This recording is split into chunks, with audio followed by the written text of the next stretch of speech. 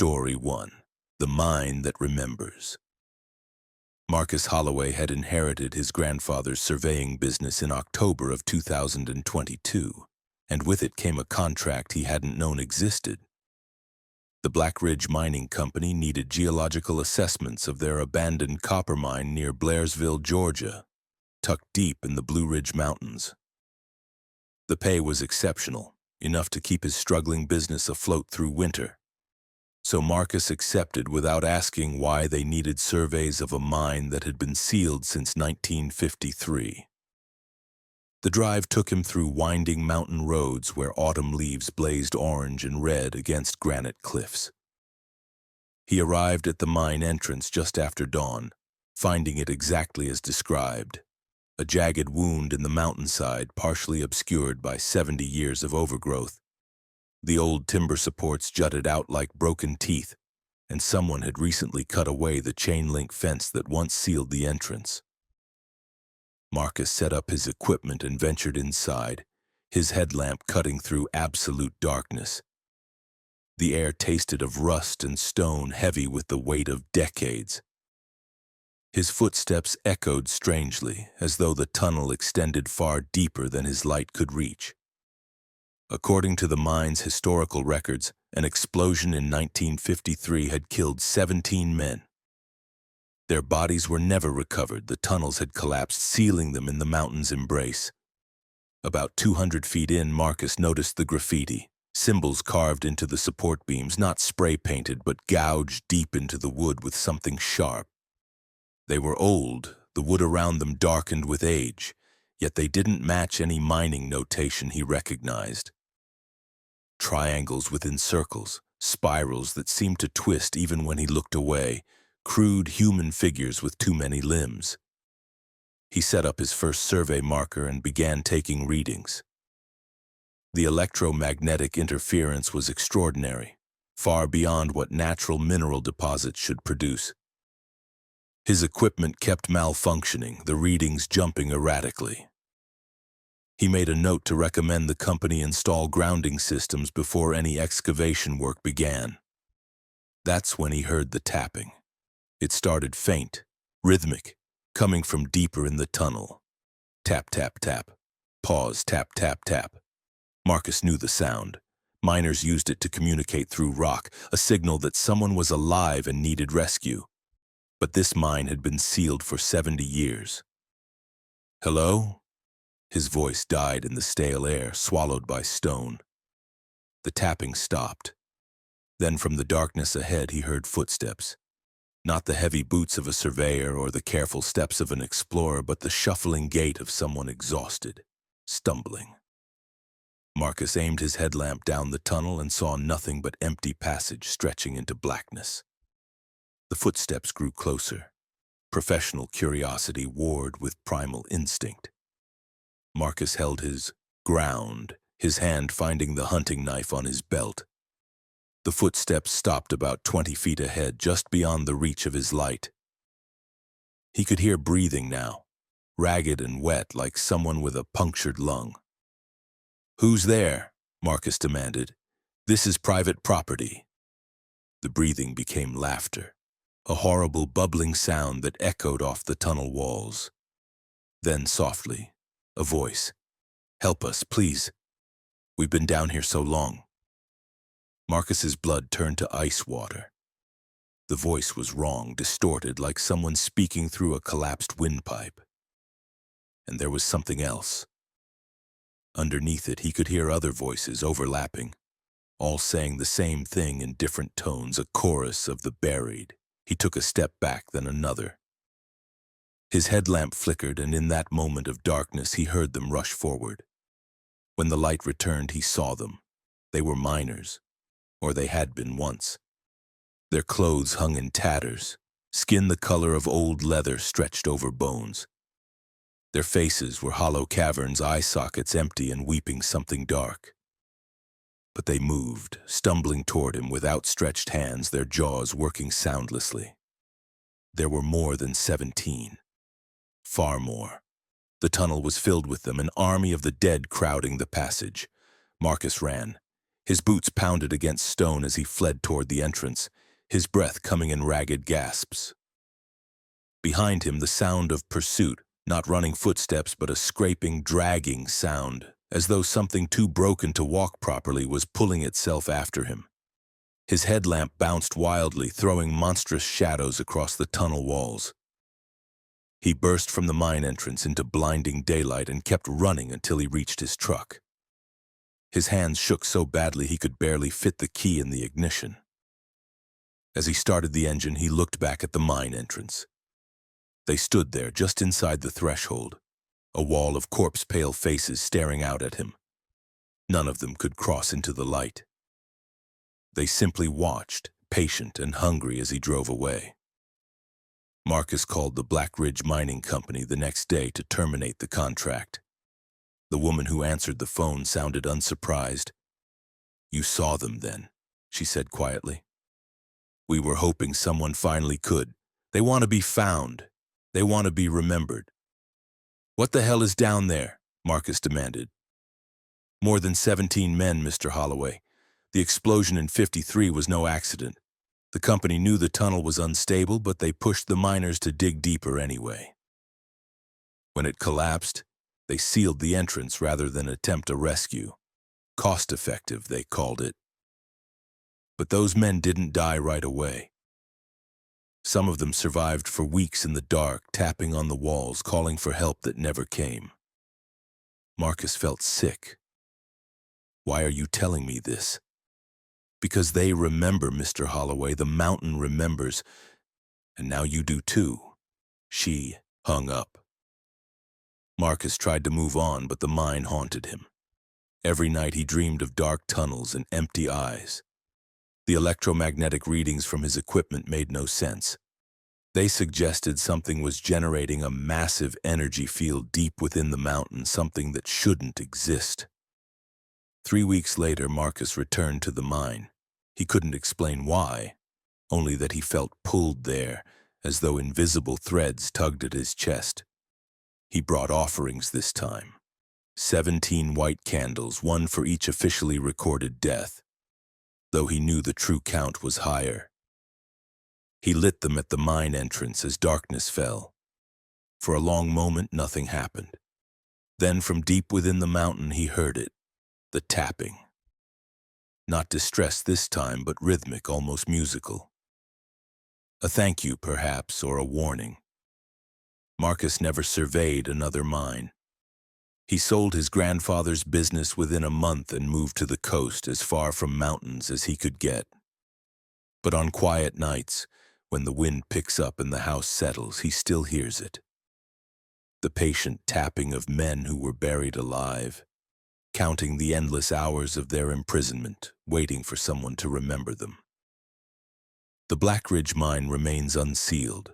Local teenagers sometimes dare each other to venture inside, though most turn back after 100 feet. Those who go deeper don't always come back the same. They speak of voices in the dark, of hands reaching from solid stone, of seeing their own deaths reflected in empty eye sockets. The mountain remembers everything, and it never forgives. Story 2. The Cabin at Raven's Hollow. Sarah Chen had been searching for solitude when she found the rental listing in March of 2023.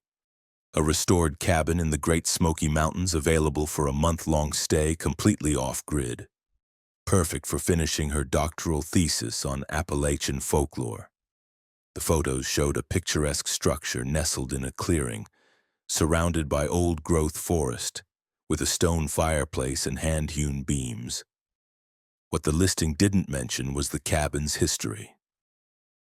Sarah arrived on a gray afternoon, the sky threatening rain. The dirt road ended a quarter-mile from the cabin, requiring her to hike in with her supplies. The forest pressed close on all sides, dense and watchful. She found the key where the owner had promised, under a stone marked with a crude triangle symbol. The cabin's interior was exactly as photographed. Rustic but comfortable, with modern amenities cleverly hidden. A wood stove for heat, a propane stove for cooking, oil lamps for light. The windows had thick shutters that could be barred from inside. Sarah wondered briefly why that was necessary, but dismissed it as historical charm. She spent the first few days settling in, establishing her routine. Mornings for writing, afternoons for hiking the surrounding trails, evenings by the fire reviewing her research notes. The isolation was exactly what she needed. No cell service, no internet, no distractions from the outside world. On the fourth night, Sarah heard the singing. It woke her around 3 a.m. A woman's voice, distant but clear, singing a song Sarah didn't recognize. The melody was beautiful but unsettling, the words in a language that might have been Cherokee. Sarah lay in bed listening as the voice circled the cabin, never coming closer but never fading. In the morning, she convinced herself it had been a dream. But that night, it happened again. And this time, Sarah looked out the window. At first, she saw nothing but darkness and trees. Then her eyes adjusted and she realized someone was standing at the tree line. A woman in a long white dress, her hair unbound, singing that same haunting melody. Sarah couldn't see her face. It was obscured by shadow or mist. The singing stopped abruptly. The woman's head turned toward the cabin, toward the window where Sarah stood. For a frozen moment, they stared at each other across 30 feet of moonlit clearing. Then the woman raised one arm and pointed directly at Sarah. Sarah jerked back from the window, her heart hammering. When she forced herself to look again, the woman was gone. Sleep became impossible. Sarah spent the remaining hours until dawn sitting by the wood stove, all the cabin's lights burning. As the sun rose, she decided to cut her stay short. This level of isolation clearly wasn't good for her mental health. But when she tried to leave, she couldn't find the trail.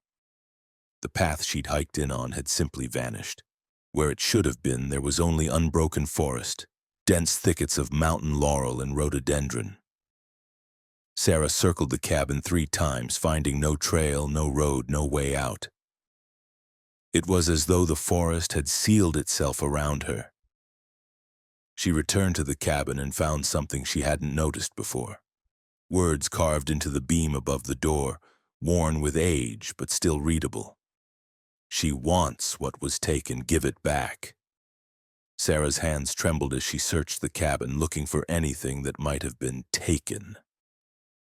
In the bedroom closet behind a loose floorboard, she found a leather-bound journal dated 1897. The entries were written in a precise hand, documenting the daily life of a man named Josiah Raven, who had built the original cabin on this site. The final entries told a horrible story. Josiah had fallen in love with a Cherokee woman named Ayita, who taught him the old ways of the mountain, the songs and prayers that kept the forest in balance. But when Josiah's wife arrived from the east, he turned Ayita away. Humiliated and heartbroken, Ayita had hanged herself from a tree at the clearing's edge. Before she died, she had sung a curse, that no one would ever leave this place in peace unless they honored her memory and returned what Josiah had stolen, the sacred song she had taught him, which he had written down in his journal despite her warnings. Sarah read the songs, phonetically transcribed in Josiah's careful script. They spoke of the mountain's spirit, of the debt owed by those who took without gratitude, of the price of betrayal. As she read, she heard the singing begin again, even though it was mid-afternoon. This time, when Sarah looked outside, she saw not one figure but dozens. They filled the clearing, translucent forms in various states of decay, all singing Ayita's song. And at their center stood Ayita herself, her face finally visible, beautiful and terrible, her eyes black as pitch, her mouth opened impossibly wide. Sarah understood then that the cabin stood on cursed ground, that everyone who stayed here eventually saw the ghosts, eventually heard the singing. The forest wouldn't release her until she made things right. She spent the night transcribing the songs from Josiah's journal. writing them out in large, clear letters on pages torn from her thesis notes. At dawn, she carried them outside and placed them at the base of the tree where Ayita had died, an ancient oak with a branch worn smooth by rope. Sarah spoke the words aloud as best she could, stumbling over the unfamiliar syllables, asking forgiveness for Josiah's betrayal, offering the songs back to the mountain. Then she burned the original journal, watching Josiah's theft turn to ash. The singing stopped.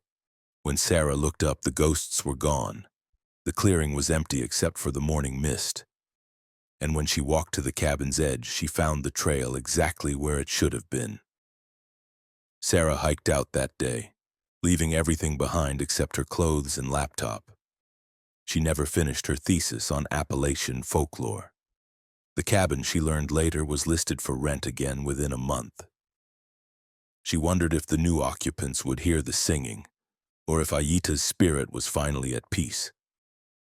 But sometimes, late at night, Sarah still hears that melody in her dreams. A woman's voice singing songs older than memory, reminding her that some debts can never be fully repaid, and the mountains never forget those who take without permission. Story 3. The Trail That Loops.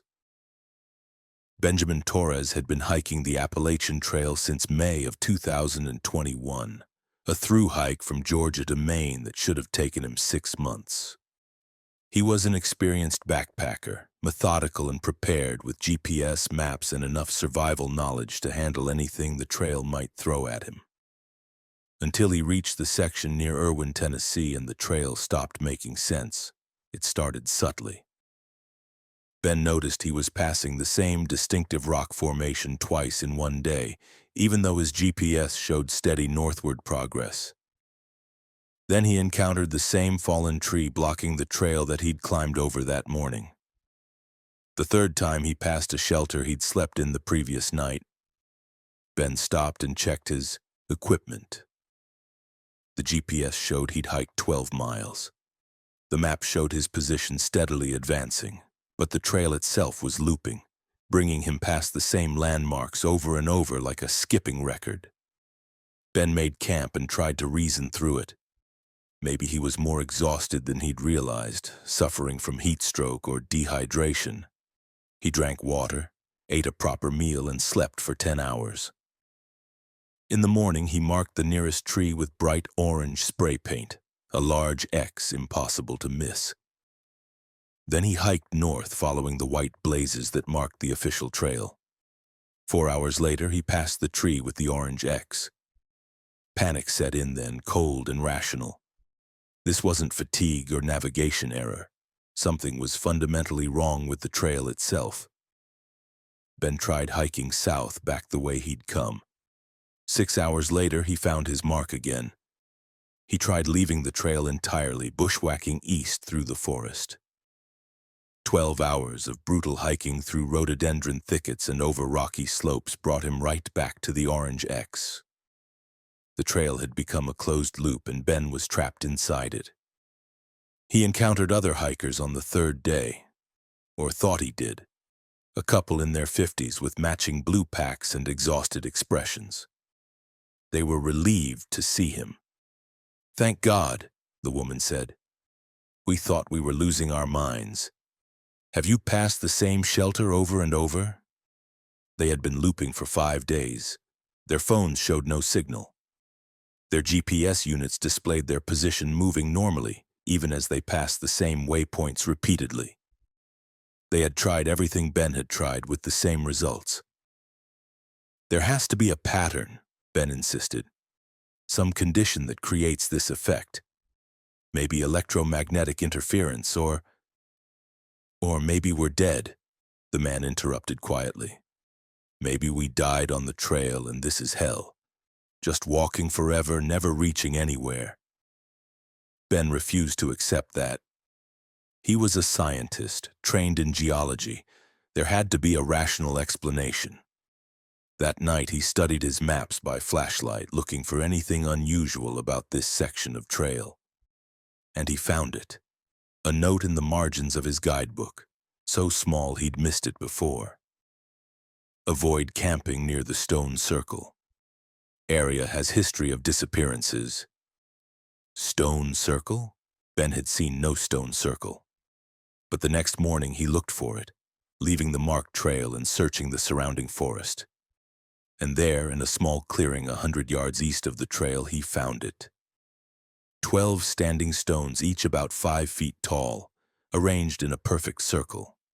They were ancient, covered in lichens and partially overgrown.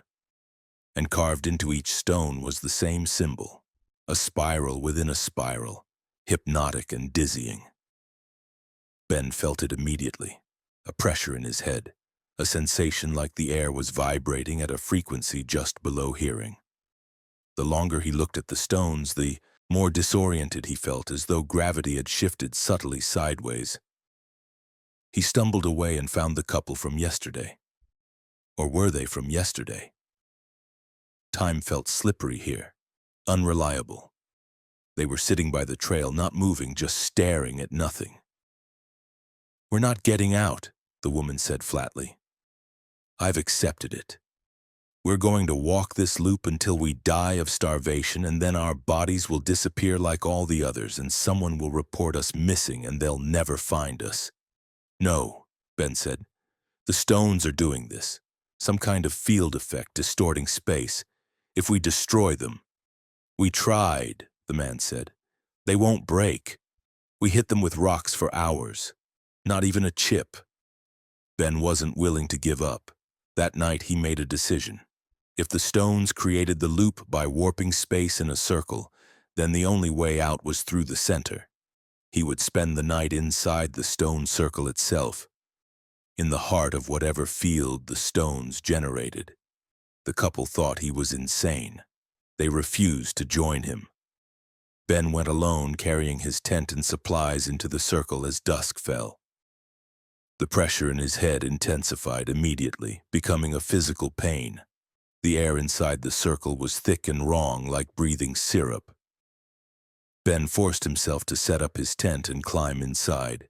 He could barely think through the pain, his thoughts fragmenting and scattering. Images flashed through his mind.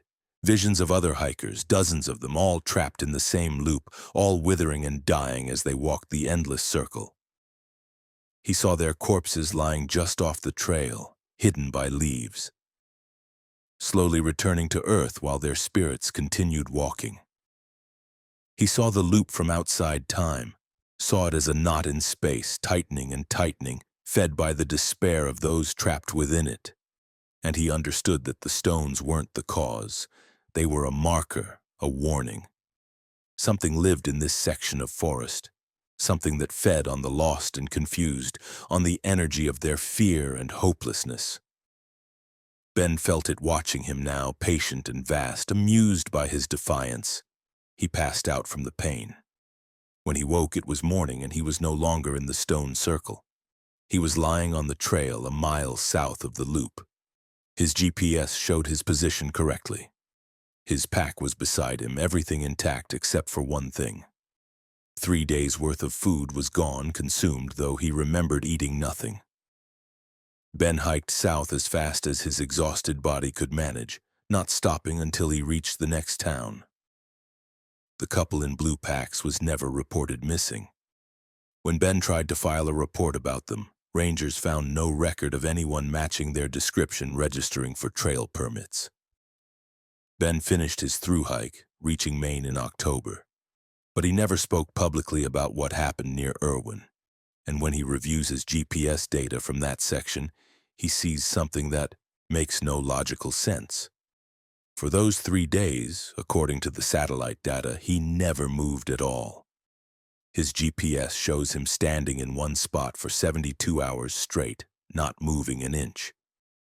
The stone circle is still there, just off the trail, waiting.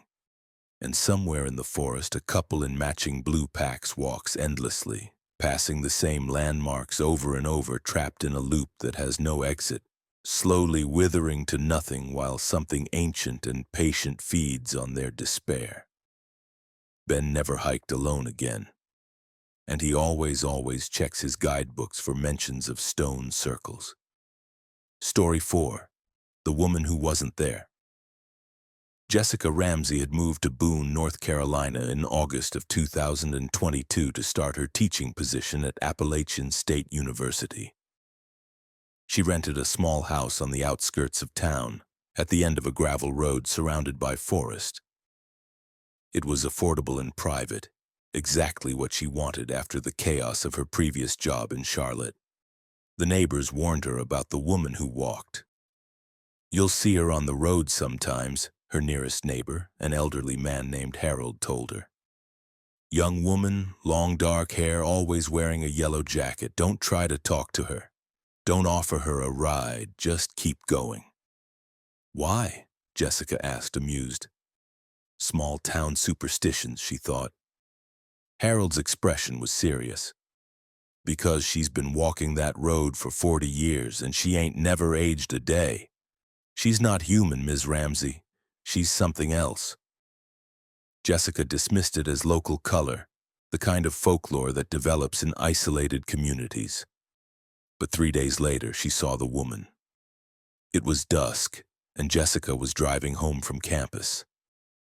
Her headlights caught the figure walking along the side of the road, a woman in her 20s wearing a bright yellow jacket, her dark hair hanging loose. She walked with a strange, mechanical gait, not looking left or right, just moving steadily down the road. Jessica slowed, intending to offer a ride.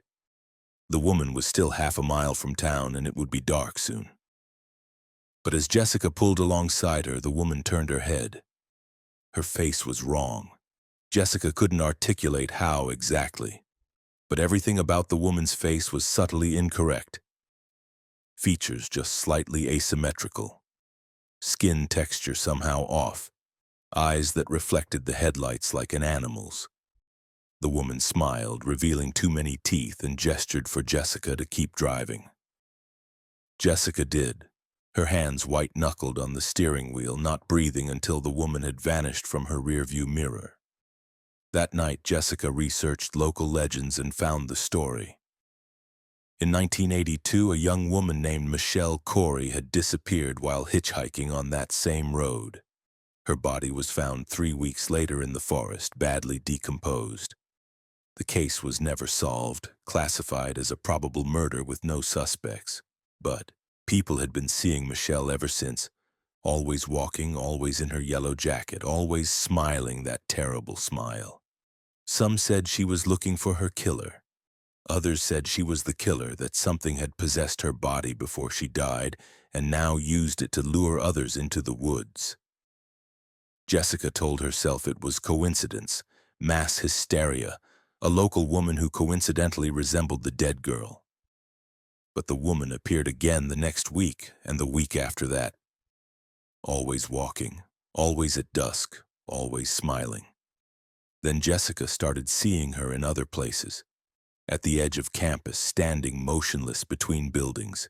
In the grocery store, watching from the end of an aisle. Outside Jessica's bedroom window, standing in the darkness, face pressed against the glass. Jessica filed a police report claiming someone was stalking her. The police found no evidence of anyone on her property. They suggested she install security cameras. She did, setting up 4 cameras covering all approaches to her house. The woman appeared on the footage every single night. She would emerge from the forest around 3 a.m. and walk directly to Jessica's house, stopping just outside the range of the porch light. She would stand there for exactly 1 hour, facing the door, not moving. Then she would turn and walk back into the forest, disappearing between trees. Jessica showed the footage to the police. They watched it in silence, expressions troubled. "That's Michelle," one of the older officers said finally. "That's exactly what she looked like, down to the jacket." "But she's dead," Jessica said. "I know," the officer replied. "I was on the search team that found her body." Jessica tried to leave. She gave notice at the university, packed her belongings, prepared to move back to Charlotte. But the night before her departure, the woman came to her door. Jessica woke to knocking, steady, patient, rhythmic. She knew without looking who it would be. Through the window, she could see the yellow jacket, the dark hair, the smile. The woman spoke, her voice carrying clearly through the door. "Help me find him." "Find who?" Jessica called back, afraid. "The one who killed me. He's still here, still hurting others. You can see me, which means you can see them too. The others. The ones he buried in the forest. Help me find him and I'll leave you alone." Jessica didn't want to believe it, but she couldn't deny what she'd seen, what her cameras had recorded. Something impossible was standing on her porch, asking for help. Against every instinct, Jessica opened the door. The woman was more solid than she appeared on camera, more real, though she still had that wrongness about her face. Up close, Jessica could see the injuries, barely visible marks on her throat, dark stains on her jacket that might have been mud or might have been old blood. "Show me," Jessica whispered. The woman turned and walked into the forest. Jessica followed, flashlight in hand, her phone recording everything. They walked for almost an hour deep into woods where no trail existed until they reached a clearing Jessica had never seen before. 5 places in the earth were disturbed, the vegetation different, the ground settled unevenly. The woman pointed to each spot in turn, then looked at Jessica with those wrong eyes. "Here," she said, "and here, and here. 5 of us. He liked to bring us here." "Who?" Jessica demanded. "Who did this?" The woman smiled, that terrible smile. "You know him. You see him every day. He teaches in your building, 3rd floor, corner office. He's been teaching there for 43 years and he's never stopped hunting." Jessica felt sick. She knew who the woman meant. Professor Daniels, the elderly historian who'd been at the university since the 70s, beloved by students, respected by colleagues. It couldn't be true. But when police excavated the clearing based on Jessica's report, they found the bodies. 5 women, all killed between 1979 and 1995. And when they confronted Professor Daniels with the evidence, he confessed to everything. Jessica never saw the woman in the yellow jacket again. The appearances stopped the night Daniels was arrested. The security footage showed empty forest, no figure walking from the trees. But Jessica moved anyway, unable to live in a place where the dead walked and asked for help. She left Boone and never returned, taking a position at a school in the Midwest, far from any mountains. Sometimes, though, when she's driving at dusk, she sees figures walking along the roadside, men and women who look not quite right, who walk with that same mechanical gait. She never stops to investigate. She doesn't want to know what they might need, what wrongs they might ask her to right. The dead have their own business, and Jessica learned the hard way that helping them comes with a cost. She sees them now everywhere she goes, the murdered ones still walking, still searching. It's a gift she wishes she could return, a sight she wishes she could unsee. But the mountains changed her, marked her in some way that can't be undone. And now she walks through a world populated by ghosts, trying to ignore their outstretched hands, their silent pleas, their endless walking. Story 5. What Lives in Deep Creek. Thomas and Jennifer Martindale had been married for 3 years when they decided they needed a reset in June of 2023. Their relationship had grown tense with the stress of Thomas's job and Jennifer's graduate program. A week alone in the mountains, away from cell phones and obligations, seemed like the perfect solution. They rented a cabin near Deep Creek in the Great Smoky Mountains, accessible only by a 4-mile hike. The isolation was absolute. No neighbors, no cell service, no Wi-Fi. Just forest and creek and the sound of wind through the trees. The first 2 days were perfect. They hiked, cooked meals together, talked about everything they'd been too busy to discuss. Jennifer felt the tension draining from her shoulders. Thomas smiled more than he had in months.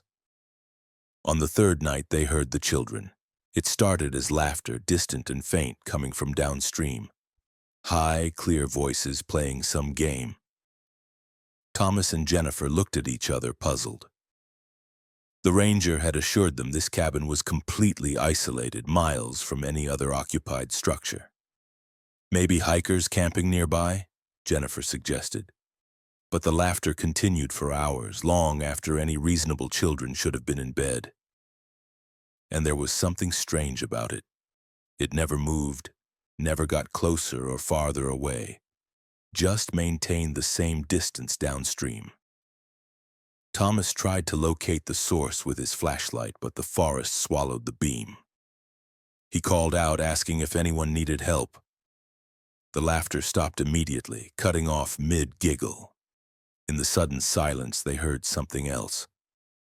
Splashing in the creek as though multiple people were walking through the water, heading upstream toward the cabin. Thomas and Jennifer retreated inside and locked the door. The splashing continued for another hour, circling the cabin, always in the creek, never on land. Then it stopped, and they heard nothing more that night. In the morning, they found the footprints. Small, child-sized, pressed into the mud along the creek bank. Dozens of them circling the cabin in an unbroken ring. But the prints were wrong, the toes were too long, the spacing odd, and they appeared and disappeared without any consistent pattern, as though the children had materialized in mid-step. Jennifer wanted to leave immediately, but Thomas convinced her to stay. It's probably just local kids playing in the creek. The footprints look weird because of the mud consistency. That explanation satisfied neither of them, but they stayed. The children appeared again that night, but this time they were closer. The laughter came from just outside the cabin, and through the windows Thomas and Jennifer could see shapes moving between the trees, small figures no more than 4 feet tall, dancing and playing some incomprehensible game. Thomas grabbed his camera and tried to photograph them, but every picture came out wrong. The figures appeared as streaks of light, elongated and distorted, or didn't appear at all. In one photo, Thomas was certain he saw faces, pale, eyeless, with mouths open too wide. But when he looked at the image again, it showed only trees. The children began singing. The melody was beautiful but alien, rising and falling in patterns that hurt to hear. Jennifer pressed her hands over her ears, but the sound penetrated, vibrating in her bones. The words were in no language she recognized, yet somehow she understood their meaning. Come play with us. Come into the water.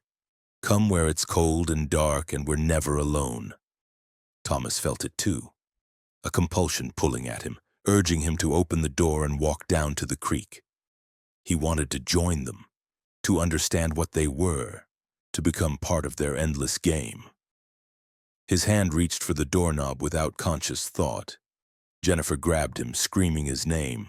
The sound broke the spell.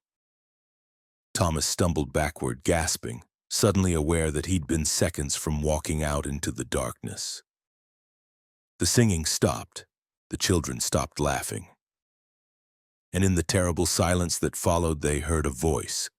Adult, male, speaking from directly outside the door. You have to give us something. Everyone who stays in the cabin has to give us something. That's the rule. What do you want? Jennifer called, her voice shaking.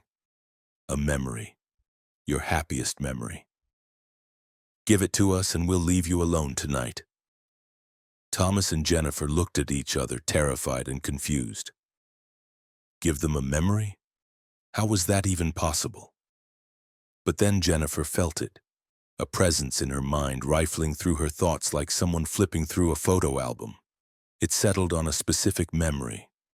Her wedding day, the moment Thomas had first seen her in her dress, the look in his eyes.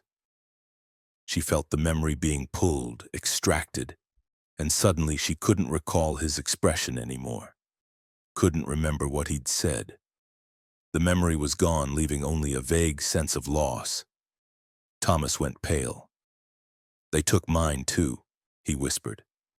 Our first date, I can't remember it anymore." The presence withdrew. The voice outside the door spoke again. "Thank you. We'll let you sleep now." The children's laughter resumed, but distant this time, fading downstream until it was gone. Thomas and Jennifer didn't sleep. They packed their belongings and left at first light, hiking out as fast as they could. Neither spoke about what had happened, but both felt the absence. Holes in their memory where precious moments had been, stolen by something in the forest. When they reached their car, Jennifer found a note tucked under the windshield wiper. It was written in a child's handwriting. "Thank you for playing with us. Come back soon. We get so lonely." They drove straight through 8 hours back to Asheville and never returned to the mountains. But the memories didn't come back. Those moments were gone forever, claimed by whatever lived in Deep Creek. Over the following months, Thomas and Jennifer noticed other gaps. Small memories at first, birthdays, holidays, random afternoons, then larger ones. The pattern of their life together was being erased, one piece at a time, as though the children were still taking, still feeding, even from hundreds of miles away. They tried therapy, neurologists, hypnosis. Nothing worked. The memories were simply gone, and no amount of medical science could retrieve them. Their relationship deteriorated. Without the foundation of shared memory, they became strangers to each other. They divorced within a year. Thomas heard later that Jennifer had moved to Seattle, trying to rebuild her life. He never contacted her. There was nothing left to say. The people they'd been, the life they'd built together, had been eaten by the children in Deep Creek, taken piece by piece until nothing remained. The cabin is still there, still rented to unsuspecting couples looking for a romantic getaway. The listing mentions nothing about the children, nothing about the memories. And downstream, where the creek runs cold and deep, small figures dance and play in the darkness, forever hungry, forever collecting what others have lost, building a library of stolen moments that will never be lived again. If you ever hear children laughing in the forest where no children should be, don't investigate. Don't try to understand. And whatever you do, don't let them inside your mind. Some things that are taken can never be returned. Story 6. The Storm Shelter. Marcus Freeman had been driving through the Blue Ridge Mountains during the late November of 2020 when his car broke down. Not just broke down, died completely. Every system failing at once, coasting to a stop on a lonely mountain road as freezing rain began to fall. His phone had no signal, and darkness was coming fast. Marcus popped the hood and tried to diagnose the problem, but he knew nothing about engines beyond the basics. Everything looked fine, no obvious breaks or leaks, but the car was dead as stone. And he was miles from the nearest town, with temperature dropping and ice forming on the windshield. He was considering his options. Try to walk back to the last gas station he'd passed, maybe 10 miles back, or wait in the car and hope someone drove by, when he saw the structure through the trees. It was a storm shelter built into the hillside, the kind the old-timers built during the Cold War era. A concrete bunker with a heavy steel door, partially overgrown but clearly maintained, and spray-painted on the door in fresh red paint. Shelter open, enter at own risk. Marcus had no better options. He grabbed his backpack, locked his useless car, and made his way to the shelter. The door opened with surprising ease, revealing concrete steps descending into darkness. He flicked on his phone's flashlight and went inside. The shelter was larger than he expected, a series of concrete rooms equipped with old furniture and supplies. Canned food lined metal shelves, bottled water was stacked in corners, and someone had left wood for a small stove. A generator sat in one corner, silent but functional looking. The place smelled stale but not rotten, suggesting someone maintained it even if they didn't live here. Marcus set up in the main room, got a fire going in the stove, and tried not to think about the phrase, "enter at own risk." This was better than freezing in his car. He'd wait out the storm, then hike to town in the morning for help. He was heating a can of soup when he noticed the writing on the walls. It started near the door, dates and names scratched into the concrete. John M., 1987, stayed 3 nights. Sarah and Tom, 2004, God help us. The entries continued deeper into the shelter, dozens of them, maybe hundreds, covering 40 years. Some included brief messages. Don't go deeper. It wants you to stay. The back room is wrong. Marcus felt cold despite the fire. Every instinct screamed at him to leave, to brave the storm rather than stay here. But logic prevailed. He'd already seen what frostbite and hypothermia looked like from his time as a paramedic. The storm was deadly. The shelter, whatever its history, was safer. Around midnight, Marcus heard the knocking. It came from deeper in the shelter, from the rooms he hadn't yet explored. A steady, rhythmic sound, like someone knocking to be let in. But that made no sense. This was underground, built into solid rock. There were no other doors. The knocking continued. Knock, knock, knock. Pause. Knock, knock, knock. Marcus tried to ignore it, pulling his sleeping bag tighter around himself, but his curiosity was stronger than his fear. He grabbed his flashlight and ventured deeper into the shelter, following the sound. The back room was locked, a heavy padlock securing an iron door. Someone had welded plates over the hinges, reinforcing it beyond any reasonable need. And scratched into the metal were words, "Never open. Whatever it promises, don't believe it." The knocking came from beyond that door. Marcus backed away, returning to the main room. He wouldn't open it. He wasn't stupid. He'd spend the night, leave at first light, and never think about this place again. But then the voice started. It spoke from beyond the locked door, muffled but clear. "Marcus? Marcus Freeman, is that you?" Marcus froze. The voice was his mother's. "Marcus, honey, I'm so cold. Please let me out. I've been down here so long and it's so cold." His mother had died 6 years ago, lung cancer, peaceful in her hospital bed. This wasn't her. It couldn't be. "Marcus, please, they locked me down here. I need you. I need my son." His feet moved on their own, carrying him back to the locked door. His hand reached for the padlock. Some distant part of his mind screamed at him to stop, but the voice was so perfect, so exactly like her, and she sounded so frightened. His fingers touched the lock, and the temperature dropped 20 degrees in an instant. Ice formed on the concrete walls. Marcus's breath came in white clouds. The voice changed. It became deeper. Multiple voices speaking in harmony, no longer his mother, but something vast and hungry. "You will let us out. Everyone eventually does. They hear what they need to hear, and they open the door, and we are fed." Marcus ran. He fled the back rooms, grabbed his pack, and burst out of the shelter into the storm. Freezing rain lashed his face, instantly soaking through his clothes, but he didn't stop running until he reached the road.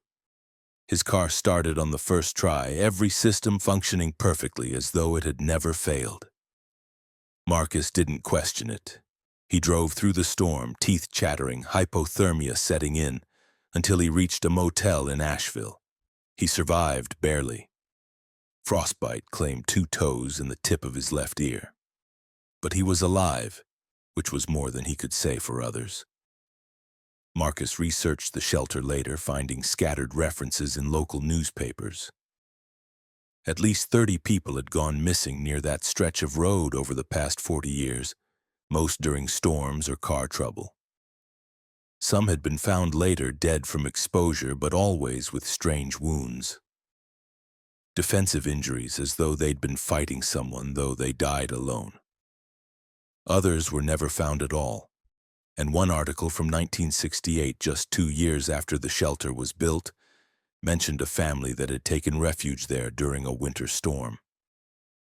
Their car was found abandoned on the road, engine still running, but the family, parents and 3 children, had vanished. The shelter was empty, showing signs of recent occupation, but no indication of where they'd gone. The back room had been sealed after that, welded shut by authorities who refused to explain why. The shelter was supposed to be locked, access denied, but the door somehow opened on its own, the padlocks failing, whenever someone needed refuge from a storm. Marcus tried to report what he'd experienced, but authorities were uninterested. The shelter was on private property, maintained by some unknown party, and technically wasn't their jurisdiction. They suggested Marcus had suffered hallucinations from hypothermia. Maybe he had. Maybe the voice hadn't been real, hadn't known his name, hadn't sounded exactly like his dead mother. Maybe the ice and the cold and the terror were just his brain shutting down from exposure. But Marcus knows better. He heard what lives in that shelter, felt its hunger, understood that it feeds on something more than flesh. It feeds on desperation, on the human need for safety, on the trust that makes us open doors we should keep closed. The shelter is still there, built into a hillside on a lonely mountain road. The door still opens, the supplies are still maintained. And when winter storms roll through the Blue Ridge Mountains and cars break down in the freezing rain, travelers still find their way to that concrete haven. Most of them leave in the morning, shaken but alive. But sometimes, not often, but sometimes, the knocking in the back room convinces someone to open the locked door. And when rangers check the shelter later, they find scratches on the walls, claw marks on the metal door, and the heavy smell of earth, as though something had tunneled up from deep underground and then burrowed back down, satisfied and full. Marcus never drives through the mountains in winter anymore, and when he does drive, he makes sure his car is perfectly maintained, his phone fully charged, his gas tank full. Because he knows what waits in that shelter, patient and hungry, calling out in the voices of the dead, promising warmth and safety and lies. And he knows that if his car ever breaks down on that road again, he'll freeze to death before he accepts what the shelter offers. Story 7. The Fire Tower. Rebecca Walsh had taken the fire lookout job in May of 2022 as a form of escape. After a devastating divorce and the loss of her teaching position, she wanted solitude, wanted to be far from people and their judgment. The Forestry Service needed someone to staff the remote fire tower in Cherokee National Forest in eastern Tennessee. 3 months alone, watching for smoke, reporting coordinates. Perfect. The tower stood atop Roan Mountain, accessible only by a steep 2-mile trail.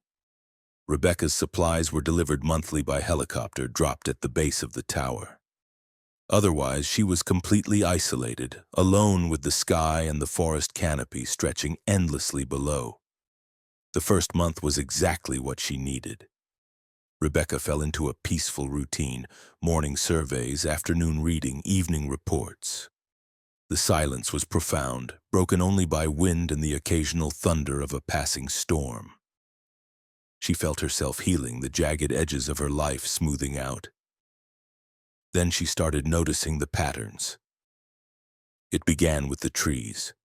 From her vantage point 100 feet up, Rebecca could see the forest canopy in detail, miles of unbroken green rolling over the mountains.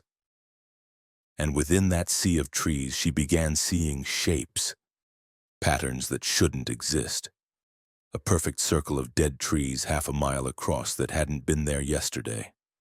A line of changed foliage cutting straight through the forest, too precise to be natural. Formations that looked almost like symbols or letters in some unknown alphabet. Rebecca reported the anomalies to her supervisor, who dismissed them as natural phenomena. Disease patterns, differences in tree species, tricks of light. But the patterns kept appearing and they kept changing, as though something was writing messages in the forest itself. She started photographing them, documenting every formation. Over weeks, she accumulated hundreds of images, and when she laid them out in sequence, she saw the progression. The patterns were moving, spiraling inward, all of them orienting around a point directly below her tower. Rebecca's isolation began to feel less like peace and more like imprisonment. On her 47th day, she saw the figure. It was dusk, and she was conducting her evening survey when movement caught her eye. Someone was standing in the forest below, visible through a gap in the canopy. A person, impossibly tall, standing perfectly still among the trees. Rebecca grabbed her binoculars. Through the magnification, she could see the figure more clearly, and immediately wished she couldn't. It was humanoid but wrong, its proportions distorted, limbs too long, head too narrow. And it was looking up at her, directly at her, though it had no visible eyes. She called her supervisor on the emergency radio, reporting an intruder on the mountain. But as she spoke, the figure raised one elongated arm and pointed at her. And Rebecca understood with the certainty of nightmare that it had always known she was there. That night she heard the climbing. Something was ascending the tower, moving up the metal framework with steady purpose. Rebecca could hear the footsteps on the stairs, the creak of metal, the slow, deliberate progress toward her cabin at the top. She locked the door and called for help on the radio, but got only static. Her cell phone had never worked up here, too remote, and the emergency beacon wouldn't bring help until morning at the earliest. She was alone with whatever was climbing toward her. The footsteps reached the platform. Through the cabin's windows, Rebecca could see nothing, only darkness and stars. But she felt its presence, knew it was standing just outside, patient and waiting. Then it spoke, its voice like wind through dead trees. "You've been watching. Now we watch you." The words made no logical sense, but Rebecca understood their meaning. Something in the forest had noticed her observation, had taken offense to being studied, and now it had come to turn the tables. She spent the night pressed against the far wall, a knife in her shaking hands, listening to the thing circle the cabin. It never tried to break in, never even touched the door.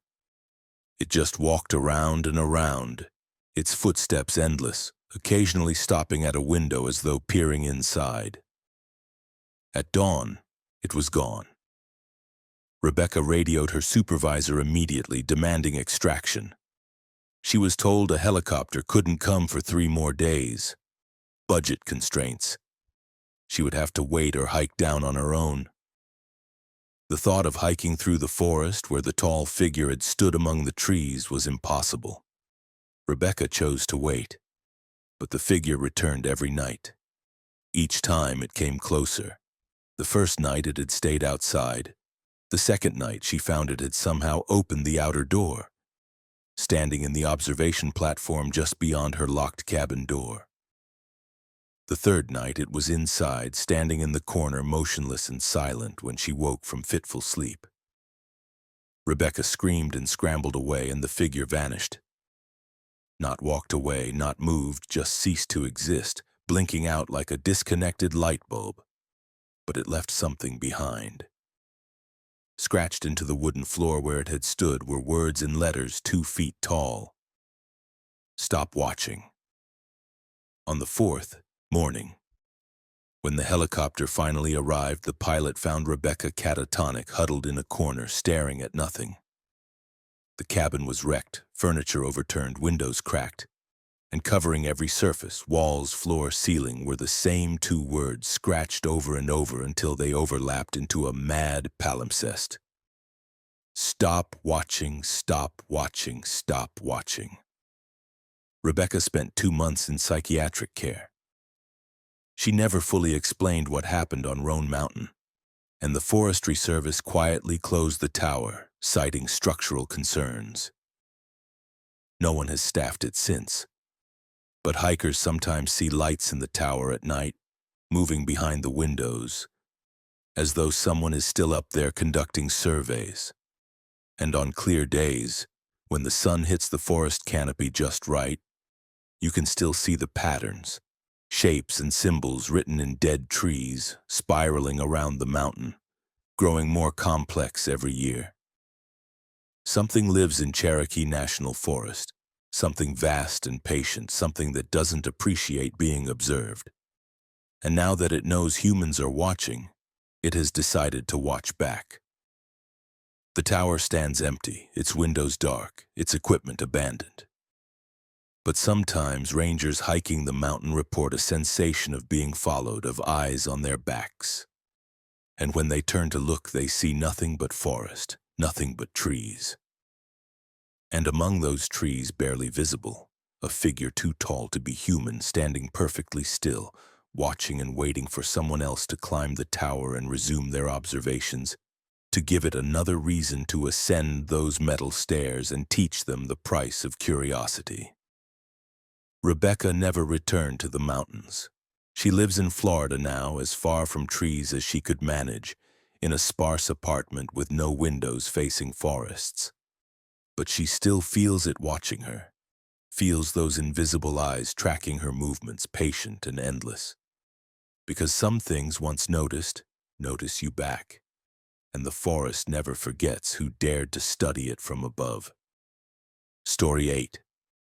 The Thing in the Lake. Danny and Michael Corrigan had been fishing Lake Jockasee in South Carolina every summer since they were kids, following their father's tradition. In July of 2023, both now in their 30s, they took their annual trip, renting a small cabin on the remote northeastern shore of the artificial lake. Lake Jockasee was created in the 1970s when Duke Energy flooded a valley, submerging several small towns and countless acres of old-growth forest. The lake was deep, nearly 400 feet in places, and famously cold, fed by mountain streams. Divers reported being able to see the submerged ruins, old roads, building foundations, even cemeteries, all preserved in the dark, frigid water. The brothers launched their boat at dawn, heading for their favorite fishing spot above the old town site. The water was glass smooth, mist rising in ghostly columns. They'd been fishing for an hour, talking and joking, when Michael noticed something strange on his fish finder.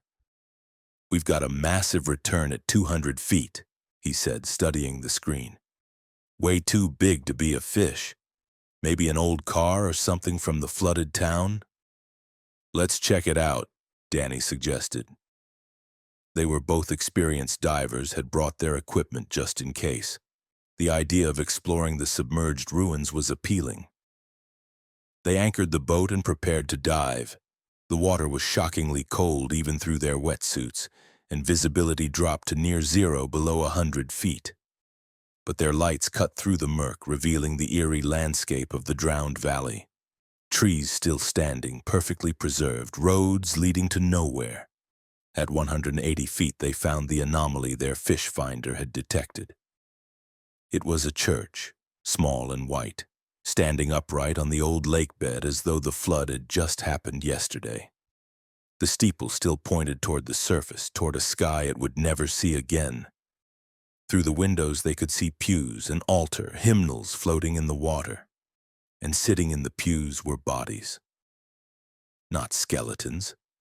Bodies preserved by the cold, dark water, looking almost alive.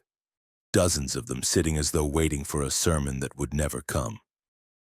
They wore old-fashioned clothes, styles from the 1970s or earlier. Their eyes were closed, hands folded in their laps, expressions peaceful. Danny's heart hammered in his chest. This wasn't in any historical record. The valley was supposed to have been evacuated before the flooding, all cemeteries relocated, all structures demolished. This church shouldn't exist, and these people definitely shouldn't be here. He gestured to Michael, time to surface. But Michael was swimming toward the church entrance, drawn by something Danny couldn't see. Danny followed, grabbing his brother's fin to stop him. That's when the bodies opened their eyes, all of them simultaneously, as though awakening from shared sleep. They turned their heads toward the divers, moving with the slow grace of underwater ballet. And then, impossibly, they smiled.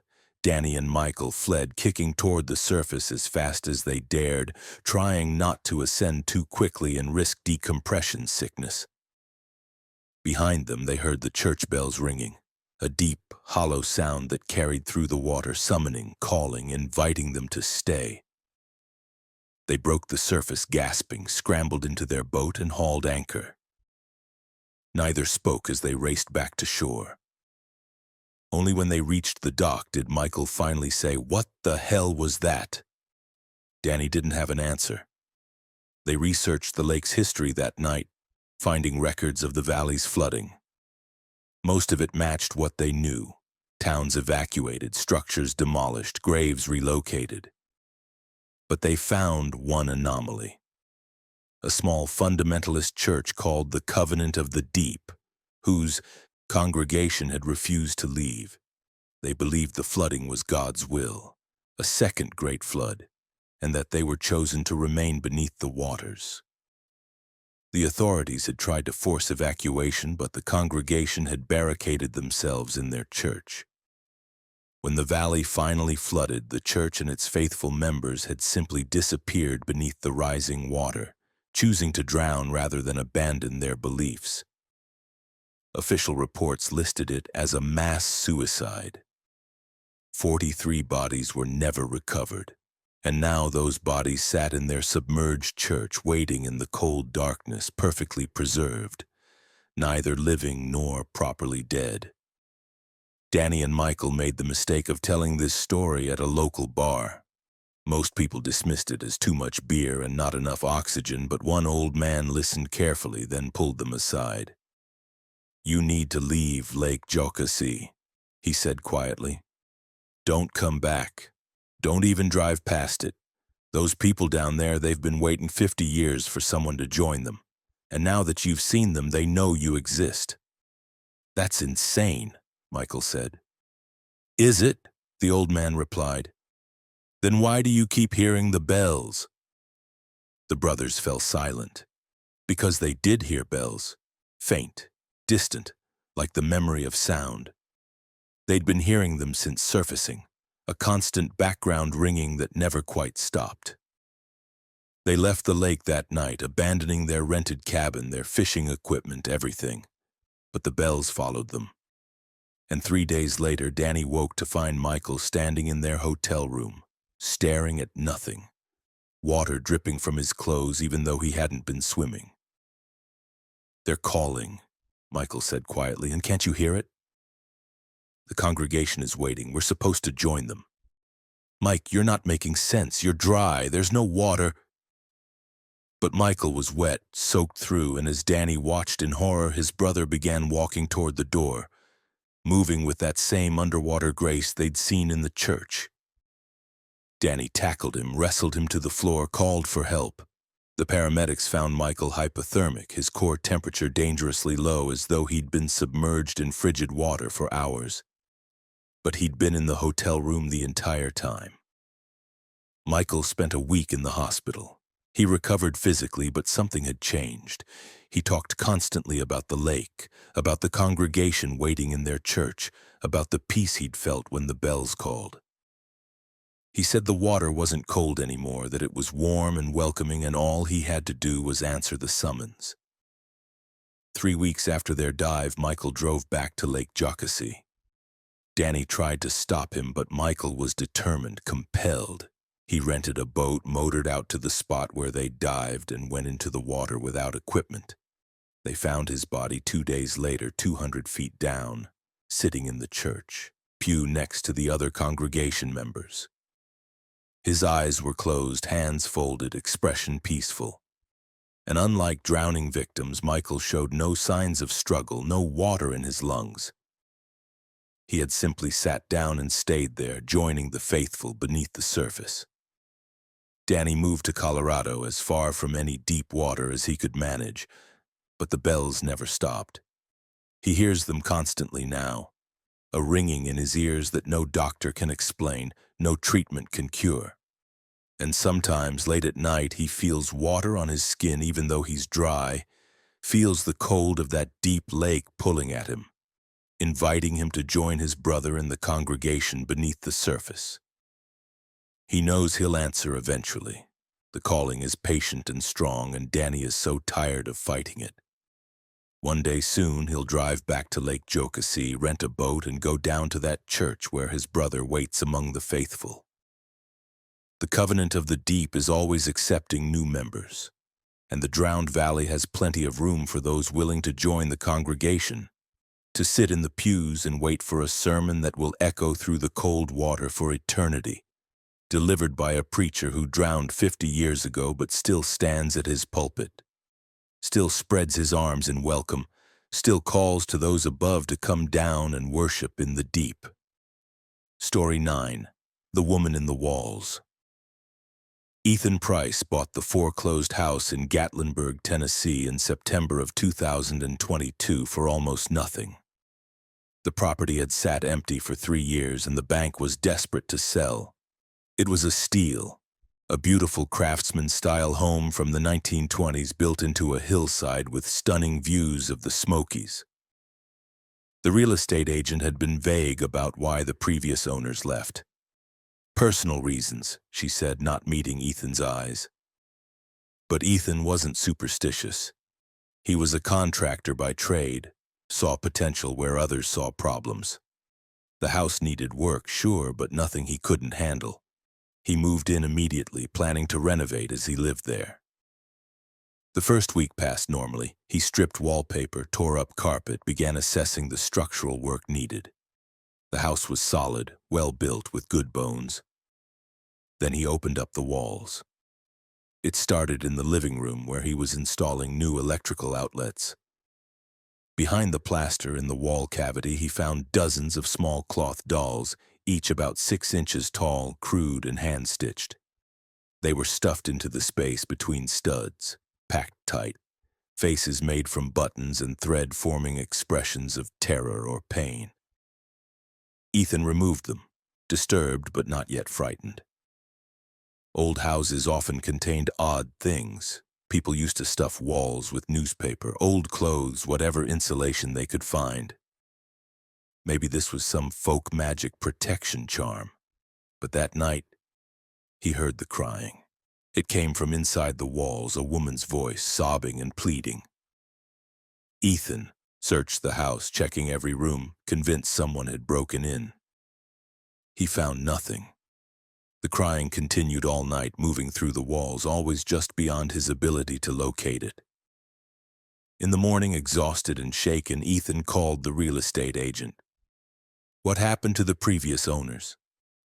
There was a long pause. Finally, the wife disappeared. They searched for months but never found her.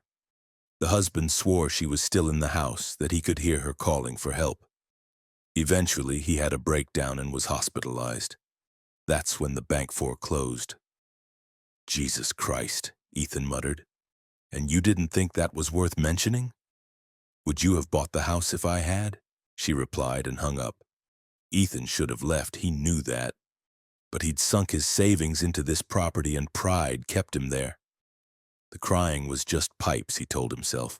Old houses made noise. There was a rational explanation. But when he continued renovating, he found more dolls. In every wall he opened, dozens more, hundreds in total, all with those anguished button eyes. And scratched into the studs behind them were words. Let me out, and please help, and I'm still here. The crying grew louder, and then it started calling his name. Ethan, Ethan, I'm so cold. Ethan, please let me out. He fled the house that night, checked into a motel, tried to think rationally.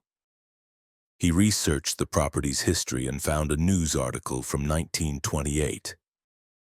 The house's original owner, a man named Thomas Brennan, had murdered his wife Catherine in a fit of rage. Her body was never found, despite extensive searches. Thomas had hanged himself a year later, leaving a suicide note that confessed to the murder but didn't reveal where he'd hidden her body. She's in the walls, the note said. I can hear her. She won't stop crying. I can't live with the sound anymore. Ethan understood then. Catherine Brennan was still there, still trapped, her spirit bound to the place where she died. And all those dolls packed into the walls by subsequent owners were attempts to ward off her presence or placate her ghost. He should have sold the house immediately, taken the loss. But something compelled him to return. Not greed, not stubbornness, something else. A responsibility, perhaps, or the weight of Catherine's suffering calling to some decent part of him. Ethan began systematically demolishing walls, searching. He pulled down plaster and lathe, exposing the bones of the house, removing hundreds of dolls, following the crying that seemed to intensify as he worked. In the master bedroom behind a false wall he'd almost missed, Ethan found her. Catherine Brennan's skeleton was sealed in a narrow space between the true wall and a secondary wall her husband had built to hide her body. She was still wearing the remnants of a 1920s dress, still clutching something in her skeletal hand, a locket with photos of her children who must have grown up never knowing what happened to their mother. Ethan called the police. They removed Catherine's remains with dignity and respect, giving her a proper burial 94 years late. And that night, the crying finally stopped. But the house wasn't empty. Ethan felt her presence still, no longer trapped but not quite departed. She walked the halls at night, not hostile but watchful, a guardian spirit who'd claimed the house as her own. Ethan finished the renovation. The work went smoothly, as though the house itself was cooperating. And when he put the property on the market, expecting no interest given its history, he received multiple offers above asking price. The new owners reported no problems. The house was peaceful, they said, with a warm presence that made them feel protected rather than afraid. One mentioned finding a cloth doll tucked into a closet, its button eyes sewn with care, its expression serene rather than anguished. Ethan kept that information to himself. Some spirits once freed choose to remain. Catherine Brennan had been imprisoned in those walls for nearly a century, suffering in silence, her murder covered up, her existence denied.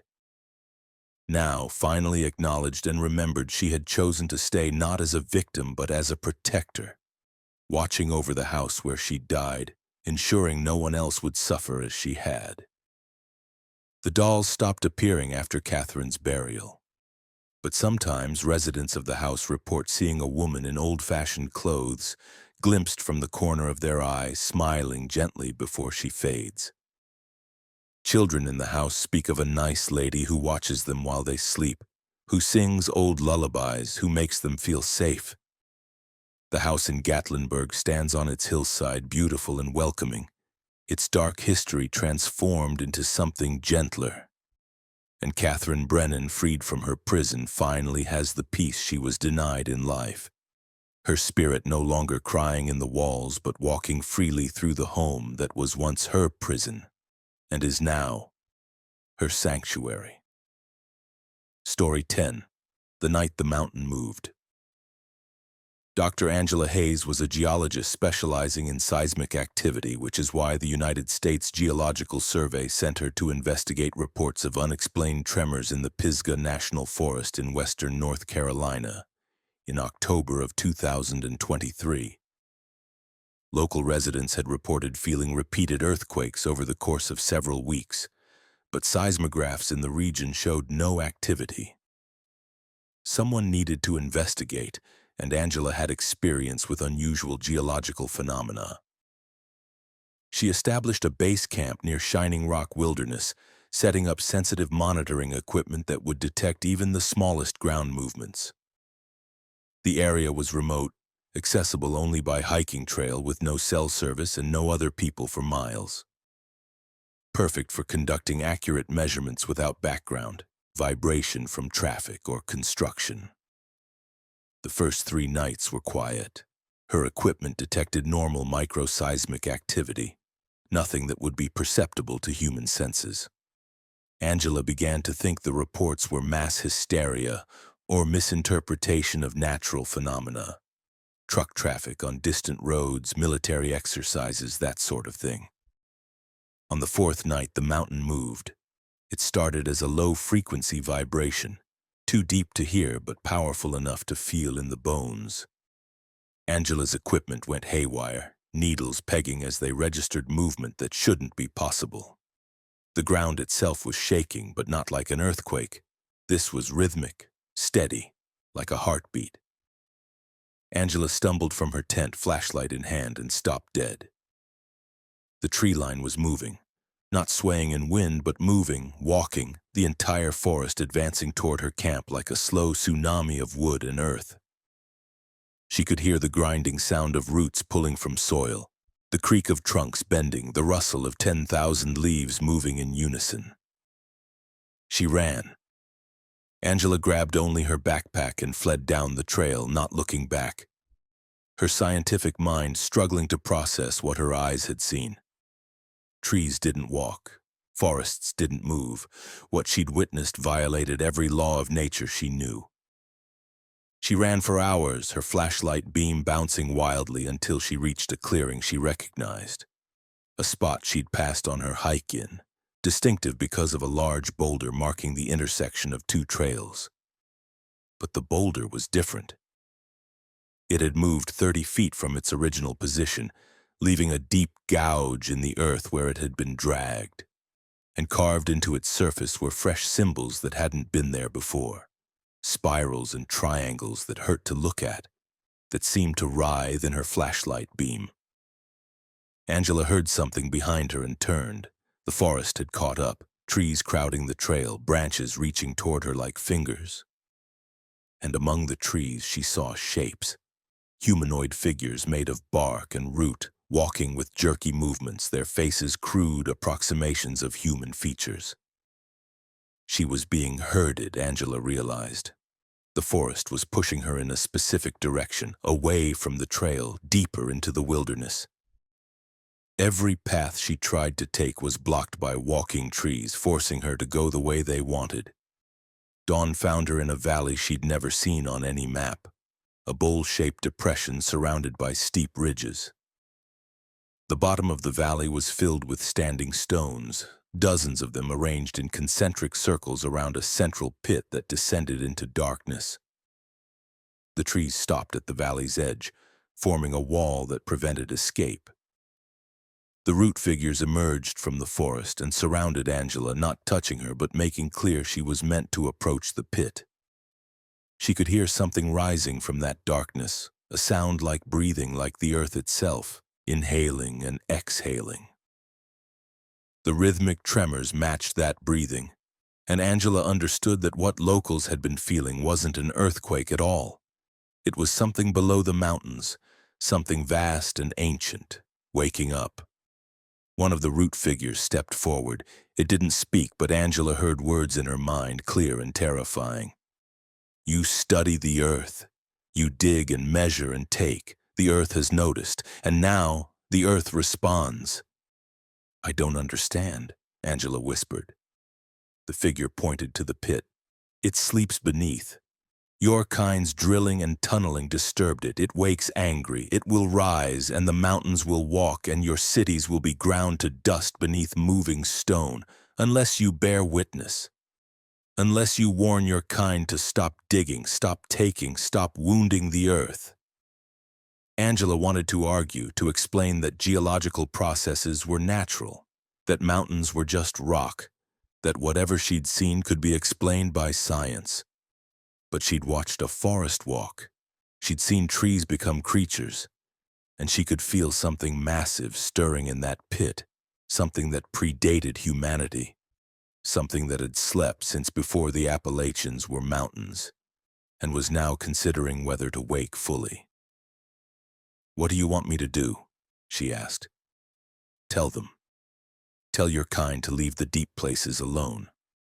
Or we will rise, and the mountains will move, and everything will change.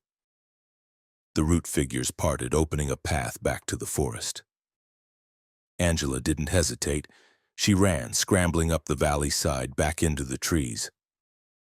Behind her, she heard a sound like continents shifting, like the foundation of reality cracking. When she emerged from the forest 3 days later, dehydrated and barely conscious, rangers found her raving about walking trees and sleeping giants. They assumed exposure and trauma. They searched the area where she claimed to have camped and found nothing. No equipment, no tent, no signs anyone had been there. Angela's career was destroyed. No one believed her account. Her measurements and recordings had vanished with her equipment, leaving no evidence of the anomalous seismic activity. She was quietly dismissed from the USGS, her reputation ruined. But the tremors continue. Residents near Pisgah National Forest still feel them. Rhythmic, steady, like something breathing beneath the mountains. And hikers sometimes report seeing trees in places they weren't before, finding trails that didn't exist yesterday, encountering valleys that don't appear on any map. Angela lives in Kansas now, as far from mountains as she could get, working a job far beneath her qualifications. But she watches news reports of sinkholes opening, of sudden landslides, of inexplicable geological events in Appalachia. And she wonders if the warning she carried out of those mountains went unheeded, if humanity's continued excavation and extraction is pushing whatever sleeps beneath toward waking. Sometimes she dreams of that pit, of the breathing darkness, of something vast opening eyes that haven't seen daylight in eons. And in those dreams she feels the mountains moving, walking, grinding civilization to dust beneath their ancient feet. The Appalachians are old, older than almost anything on Earth. They've stood for over 1 billion years, watching continents form and break apart, witnessing the birth and death of countless species. And in that vast span of time, they've developed something like consciousness, something like awareness. And now, disturbed by the drilling and mining and ceaseless taking of the modern world, that consciousness is stirring. Considering whether it's time to move again, to shake off the parasites that crawl across its surface and burrow into its depths. Angela tried to warn them. She bore witness as the root figures demanded. But no one listened. And deep beneath the Blue Ridge, beneath the Smokies and the great Appalachian Valley, something ancient continues breathing, continues waking. Patient and inevitable, the mountains will move again. It's only a matter of time.